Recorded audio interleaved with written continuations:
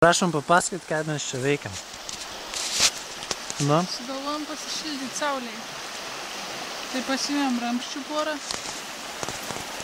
kad būtų lengviau stovėti. Ja? O ką čia tas?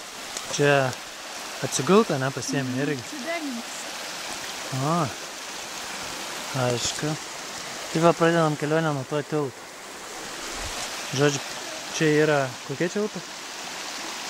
Jiesios upė ir vyreisim iki Nemuno kažkur. Čia už Garliavos bus. Tai va. Žodžiu.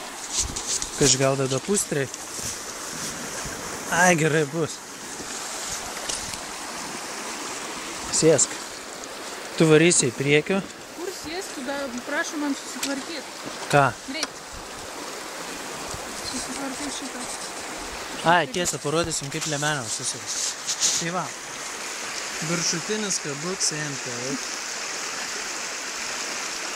O tai palau, tas, kur per užpakalį traukės, tai pirmą įreikį užsek. Tai va, o dabar yra dačia tokia uodega. Ne, ant per klyną. Prasisak va taip.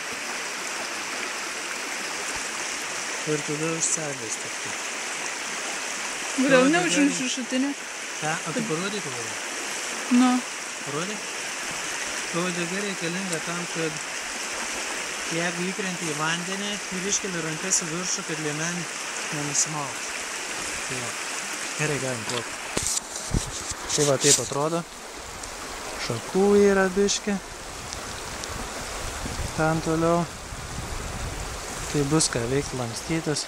Turėtų būti ir srovių. Tai va.